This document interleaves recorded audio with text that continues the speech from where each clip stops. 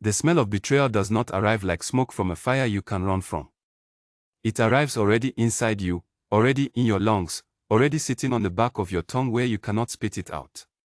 Clara found this out on a Tuesday, which felt wrong. Betrayal this size should have come on a storm-dark Friday, or at the very least a grey and miserable Monday. But it was Tuesday. The sun was out. A bird was singing somewhere in the trees behind the park house, completely indifferent to the fact that Clara Bennett's entire life had just come apart at the seams. She stood in the doorway of the bedroom she had shared with Owen for 3 years. 3 years of mornings. 3 years of his hand finding hers under the blanket before either of them had fully woken up.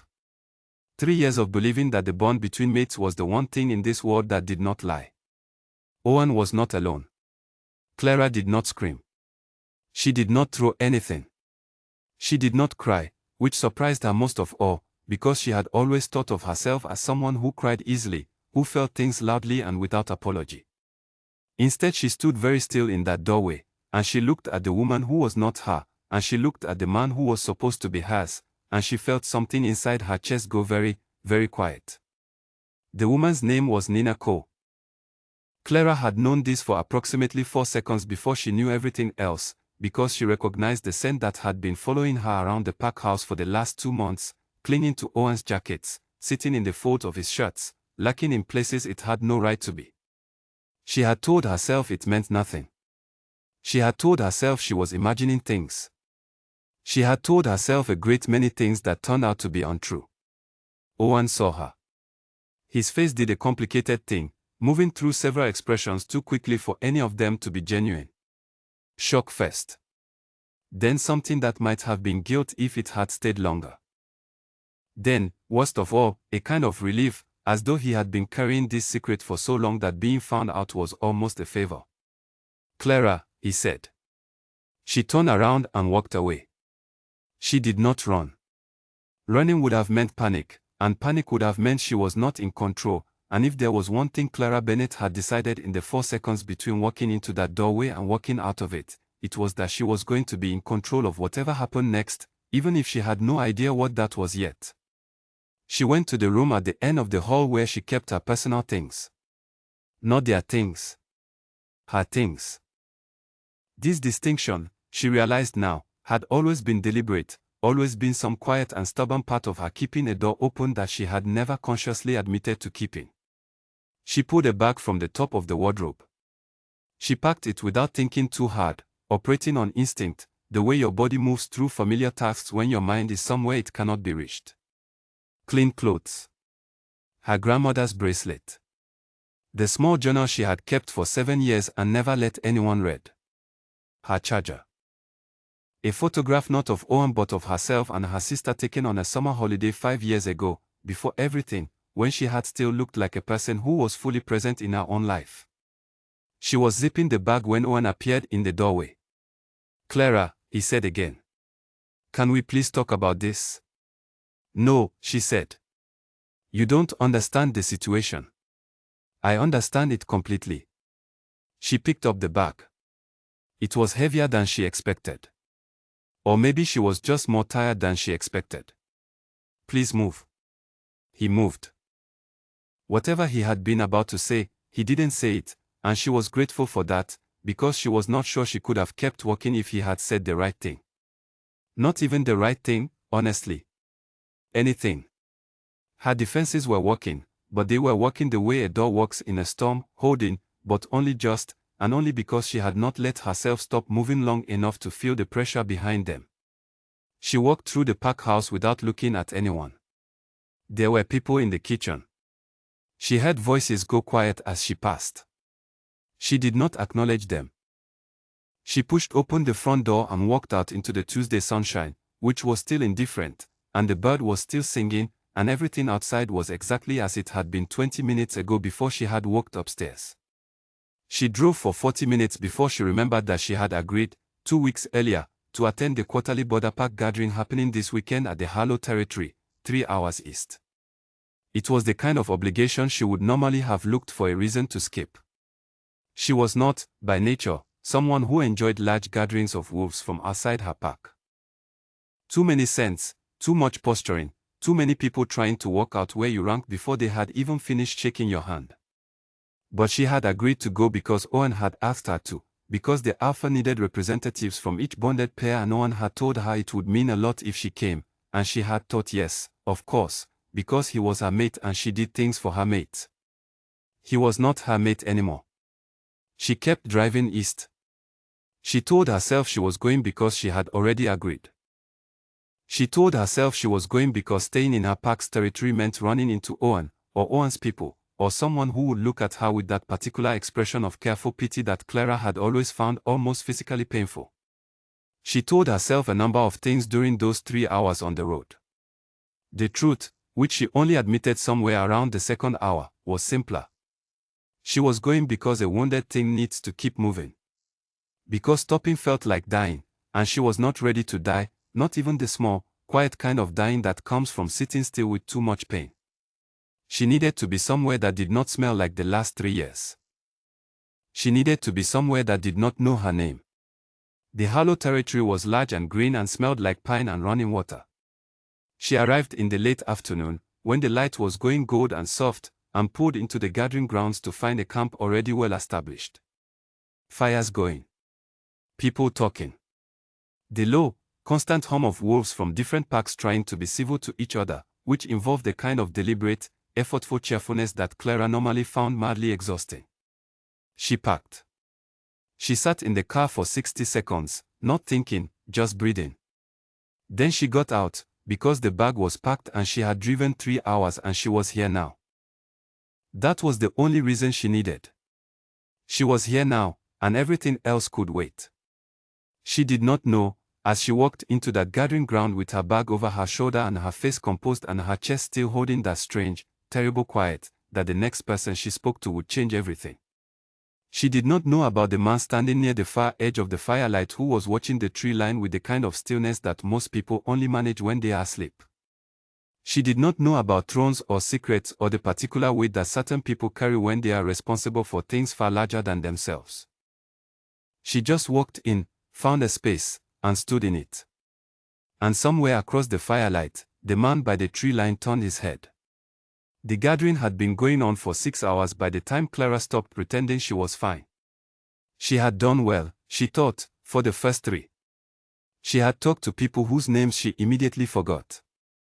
She had eaten something from a communal table that tasted like it was trying very hard.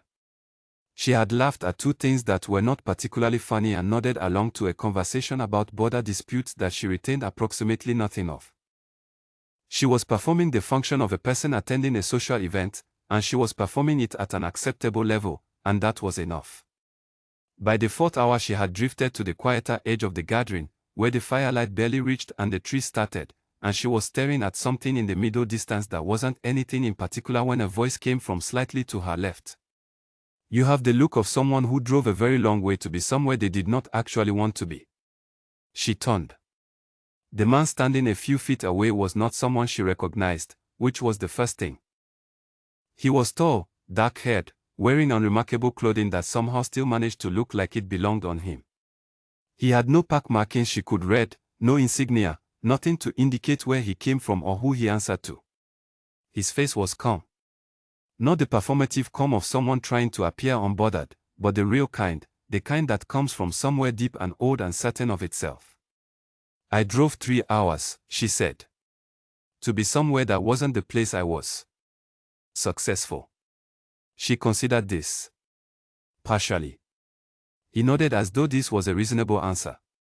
He didn't push. He didn't ask what she was running from, which was the question every other person at this gathering had seemed to be working up to all evening, trying to get there politely while telegraphing that they already had a theory. He just stood beside her and looked at the tree line the same way she had been looking at it, as if the trees were saying something and he was waiting to understand it. I don't know anyone here, Clara said, and it came out less like information and more like a confession. Neither do I, he said. She looked at him. That seems unlikely. The corner of his mouth moved. Complicated is the more accurate word. His name, he told her eventually, was Elliot. He offered it the way you offer something you know has more than one layer, the word itself clean and simple, and everything under it left unspoken. She accepted this because she understood it. Her own name was the least complicated thing about her at this particular moment, and she was not especially eager to explain what the rest of it meant. They talked for an hour. She did not know how it became an hour. She was not trying to talk to anyone. She had not come here for conversation. But something about the way he listened, the way he asked a question and then actually waited for the answer instead of preparing his own next sentence while she was still finishing, made it easy to keep talking. Not about Owen. Not about the bedroom doorway or the bag she had packed or the Tuesday sunshine outside. But about other things. Real things. The kind of conversation that does not announce itself as important and then turns out to be the most honest exchange you have had in years. At some point she told him that she was freshly unmated. She did not soften this. She said it plainly, watching his face for the particular expression she had seen on people's faces all evening, the one that involved a kind of reflexive sympathy mixed with a certain avid curiosity. He did not make that expression. He said, "I'm sorry that happened to you." Not "I'm sorry to hear that." Not "that's terrible." Just "I'm sorry that happened to you," as though the thing itself was the problem, not her reaction to it, not the inconvenience of her emotional state to his evening. "It happened today," she said. "This morning." A pause. "And you drove 3 hours." The bird was still singing, she said, which made no sense out of context and perfect sense inside it, and he did not ask her to explain it. He simply nodded once, slowly, as if he understood the specific insanity of needing to move when everything around you is carrying on as if nothing has happened. She did not expect what happened next. She had not planned it, had not decided it, had not arrived at it through any kind of logical process.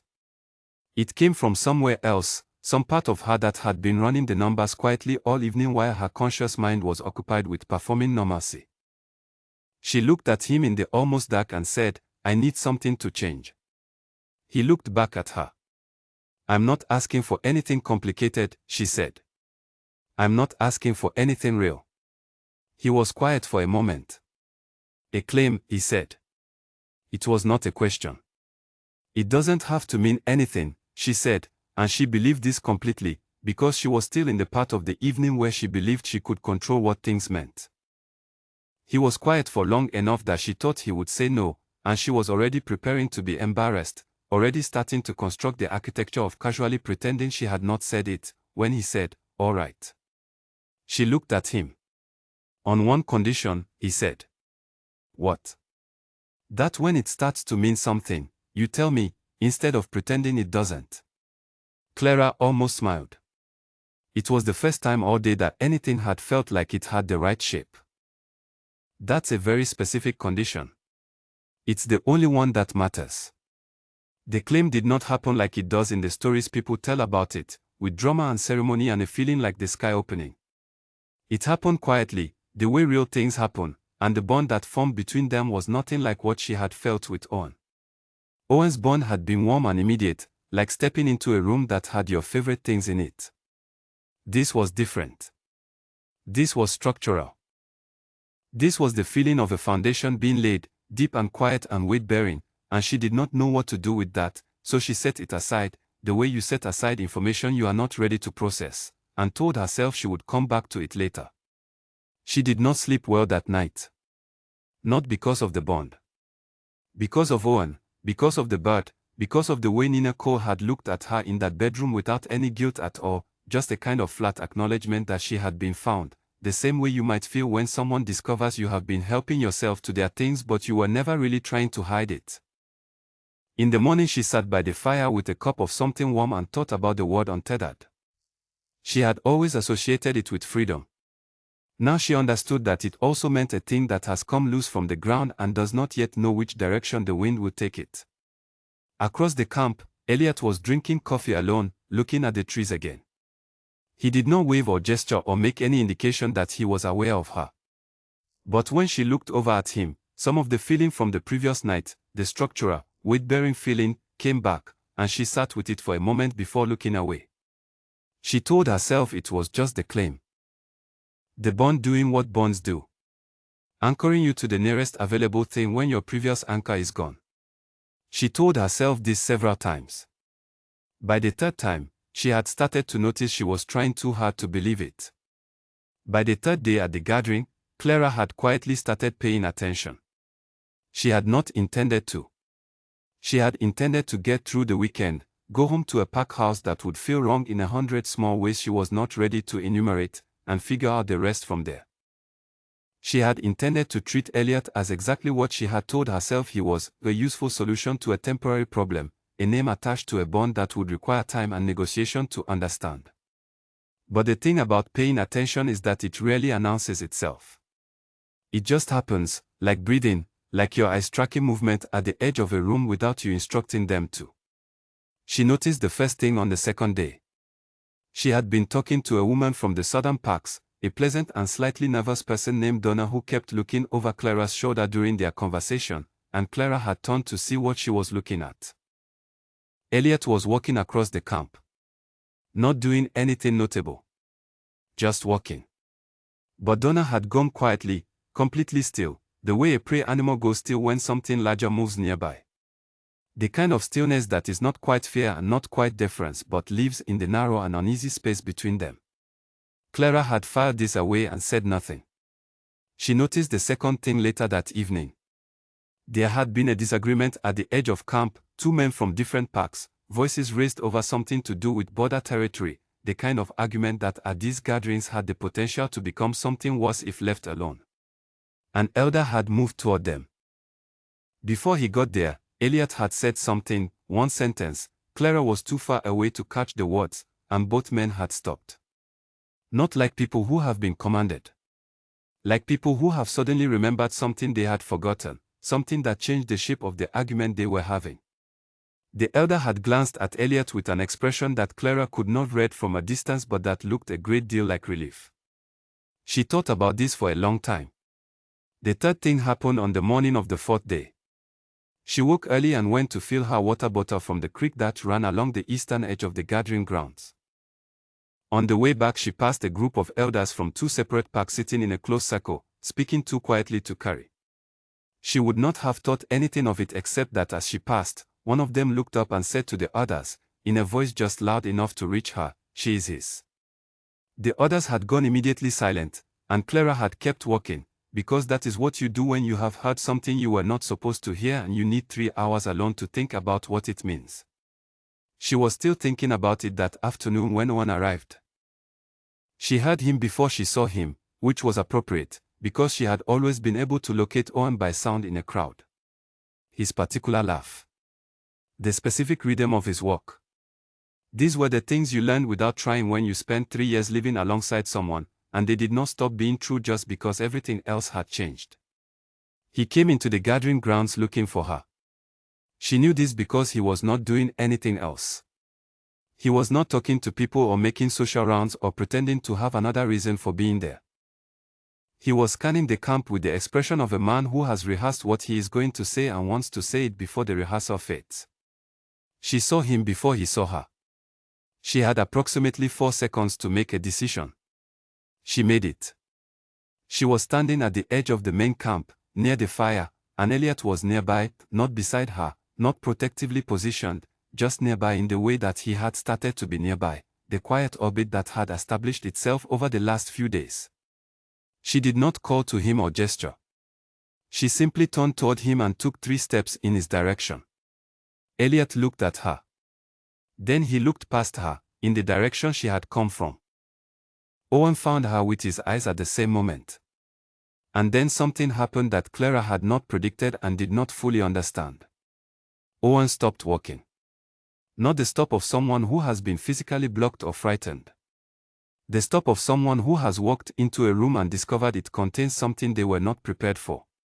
His eyes went from Clara to the man standing near her, and Clara watched his expression change in a way she had never seen Owen's expression change in 3 years of looking at his face. It was not anger. It was not jealousy. It was something older and more instinctive, the way a storm system changes direction when it encounters something it cannot move through. He stood very still for 4 seconds. Then he turned around and left. Clara did not move. You know him, Elliot said beside her. He's my former mate, she said. Elliot said nothing. But something in his posture changed, a barely perceptible settling, like a building absorbing a shift in the ground beneath it and adjusting without drama. He didn't come over, she said, more to herself than to him. No, Elliot said. He didn't. Clara had known Owen for 5 years. She had never in 5 years seen him back away from anything. He was not that kind of man. He was the kind of man who walked toward things, who argued his position, who believed in his own rightness with a confidence that she had once found reassuring and had slowly, over time, come to recognize as something more like stubbornness wearing the costume of certainty. He had looked at Elliot and walked away. She filed this alongside everything else she had been filing, and that night she could not sleep for a different reason than the nights before. Not because of pain, or not only because of pain, but because of a growing and uncomfortable feeling that she had walked into something larger than she understood, and she did not yet know what to do with that. She found the letters on the 5th day. She had not been looking for them. She had been looking for her water bottle, which she had left somewhere near Elliot's tent, and when she ducked inside to retrieve it, she found the water bottle and also a leather satchel that had fallen partway open, and from the top of the satchel there was visible the corner of an envelope, and on the envelope there was a seal. She recognized the seal. Anyone who had grown up in Park society would have recognized it. It was not common. It was not something you saw on everyday correspondence. It was the kind of seal that appeared in history books and in the kind of stories told around Park fires when someone wanted to explain where Park law came from, where the original authority lived, where the hierarchy had its roots before it had dispersed into individual alpha territories and border agreements and quarterly gatherings where people from different parks made effortful conversation and ate from communal tables. There was a title beneath the seal. 2 words. She set the water bottle down. She stood in the tent for a moment, looking at the satchel. Then she picked up the water bottle, walked out, and kept walking until she reached the creek, where she sat down on a rock and looked at the water for a long time. Hidden Alpha King. Not a rumor. She knew the rumors. She had grown up hearing them, the way children grow up hearing stories about things that exist at the edge of the world, powerful and distant and largely irrelevant to daily life. The Hidden King was a figure from Park mythology, the authority above authorities, the one who moved between parks unseen, whose claims superseded any single alpha's power, who had not declared themselves openly in 2 generations. Not a rumor. An office. A title. A real thing, sitting in a leather satchel in the tent of the man whose claim she was currently carrying. She thought about Donna going still as he crossed the camp. She thought about Owen walking away. She thought about the elder's expression. She thought about the way arguments stopped when he spoke, the way people remembered things, the way a single sentence changed the shape of a conflict without raising anyone's voice. She was angrier than she expected. This surprised her. She had been hurt by Owen, and that had felt like a wound, all the textures of a wound, the rawness and the ache and the disbelief. This was different. This was anger, clean and cold and clear, and it was directed not at Elliot but at herself, because she had started trusting him. Not fully. Not declaratively. But in the quiet, gradual way that trust happens when you are not watching for it, one small honest exchange at a time, one moment of being actually listened to at a time, and she had not noticed it was happening until the discovery of those 2 words had shown her the gap between what she knew and what was true. She sat at the creek for a long time. Then she stood up and walked back to camp, because sitting was something she did when she had the luxury of sitting, and she had already learned today that she was not sure she knew which things were real. She found Elliot near the fire. He looked at her face and knew immediately that something had changed. She saw him know it. She saw him make the decision not to pretend he didn't know. The satchel fell open, she said. The silence. I see. I have one question, she said. And I would like a real answer. All right. Is any of it real? She did not mean the claim. She did not mean the title. She meant the quick conversations and the actual listening and the one condition he had named on the first night. Or was this something else? Elliot looked at her for a long moment. His face was doing the thing it did sometimes, the thing she had come to recognize as him choosing words with the same care most people reserved for diffusing dangerous objects. Real, he said. All of it. Then you owe me the rest of it. Yes, he said. I do. She sat down across from him and waited. He talked for a long time. The story Elliot told was not the kind of story that arrives with dramatic flourish and clear villains and a tidy timeline. It was the kind of story that built itself slowly, piece by piece, the way a storm builds before it breaks, and the more pieces he placed in front of her, the worse the shape became. The hidden Alpha King was not a myth. The title had existed continuously for 9 generations, passing not by blood alone but by something more complicated, a convergence of bond strength, pack recognition, and the kind of authority that some wolves were simply born carrying whether they wanted to or not. The holder of the title did not announce themselves publicly. This was deliberate. An alpha whose existence was publicly known became a target. Pack politics were brutal in ways that ordinary life obscured, and the last 2 holders of the title had learned this at a cost that Elliot described briefly and then moved past. He had known what he was since he was 17. He had spent the following 14 years becoming someone capable of carrying it without being destroyed by it. This meant moving through pack territories without attachment, learning every alliance and every fracture, being known to the people who needed to know and invisible to the people whose knowing would create a problem. The reason I was at the gathering, he said, was not entirely social. I assumed, Clara said. There is a faction, he said. 3 packs in the northeastern territories who have been quietly building influence for the last 4 years. They want the hidden king's authority dissolved. They believe the structure is outdated. What they actually want is the vacuum that would be left if it were gone. He paused. They have been watching me for 2 years. They know who I am. They have been looking for a pressure point. Clara understood before he finished saying it. Me. You were alone, he said. Freshly unmated. Arrived at the gathering without a pack representative. In their view, you were vulnerable. If they could reach you, they could reach me through you. She sat with this for a moment. You claimed me to protect me. I claimed you, he said, because I wanted to. The protection is real, but it is not the reason. You could have told me.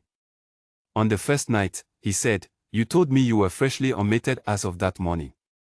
I had known you for 4 hours. The honest answer is that I did not know how much to trust the wanting yet. I did not want to place a crown next to what I was asking and have you unable to see past it. Clara understood this too, which was deeply inconvenient because she wanted to stay angry and understanding things made it difficult. That was not your decision to make alone. No, he said. It wasn't. And I was wrong. She had expected him to defend himself more. Most men she had known defended themselves by reflex, the first move in any conflict, an instinctive explanation of why the thing they did made sense. Elliot just agreed with her. Plainly, without caveat, without softening. It did not make her less angry. But it changed the shape of the anger from a door she wanted to walk through into a thing she could set down and examine. The faction, she said. They are here. 2 of their representatives arrived last night. That's why Owen came. She said it slowly, the pieces assembling in front of her. Owen was not here because of me. He was here because of you. I believe so. He's working with them. It was not a question. The pieces had already answered it. The way he had looked at Elliot. Not jealousy. Not even anger. Recognition, mixed with the specific calculation of someone whose plan has developed a complication. 3 years. She thought about 3 years. The warmth of the bond, the hand under the blanket in the mornings, the life she had believed in with the uncritical faith of someone who has no reason yet to doubt. And underneath it, underneath all of it, Owen watching and waiting and being positioned in exactly the place where a pressure point might one day be needed. He didn't betray you because of Nina, Elliot said quietly. No, she said. He did not. She looked at the fire. The flames were doing what flames did, eating through something solid and leaving light behind. He betrayed me first. The rest was just how I found out. That night, the faction made their move. It was not what Clara had imagined when she had thought of pack politics, which she had always pictured as backroom conversations and whispered alliances. It was louder than that. It arrived as a formal challenge, declared at the central fire in front of witnesses from every pack present, a challenge to Elliot's right to claim, framed in language that made it sound like a procedural matter and was in fact an attempt to strip the bond between them and leave her unprotected in a place where protection had become necessary. The challenger's name was Garrett Cole. He was tall and unhurried and dressed like someone who had prepared for exactly this occasion, which he had. He presented his case with the calm of a man who has already decided the outcome, which Clara found uniquely irritating. When he finished, he looked at her and said, "You have the right to speak." Clara stood up. She had not planned a speech. She did not have one.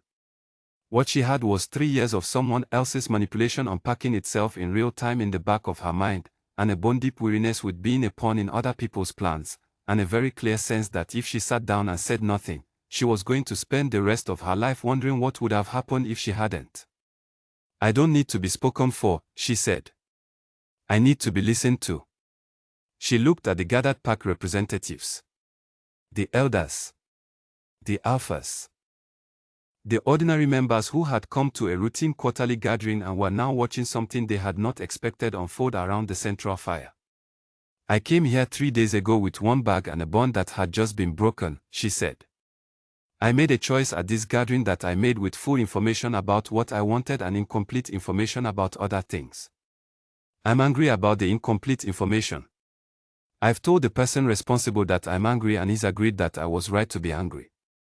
That is a private matter between the two of us, and it has nothing to do with this challenge." She looked at Garrett Cole. "What does have to do with this challenge is the reason it's being made. Which is not the procedural matter you described. Which is the fact that you believe I am the softest point in something you want to dismantle, and that breaking this claim will leave me in a position where I become useful to you." A silence. "I am not useful to anyone," Clara said. "I am a person making a choice. I choose to stand here. I choose the claim I carry. Not because I was placed here, not because I was told to be here, but because I looked at the door and decided I wanted to stay." She sat down. Elliot was looking at her with an expression she had not seen on his face before, something quieter and more unguarded than his usual composure. He did not say anything. He didn't need to. The challenge was rejected by the gathered elders by a margin that Garrett Cole had clearly not anticipated. He left the fire with the particular stillness of a man who is revising his plan rather than accepting a defeat. Clara watched him go and fired the feeling of this away, because she was not naive enough to think that this was over. Owen left the gathering grounds that night without speaking to her. She saw him go. She let him go. There was nothing left between them that required a conversation, and she was done paying the cost of things she had not signed up for.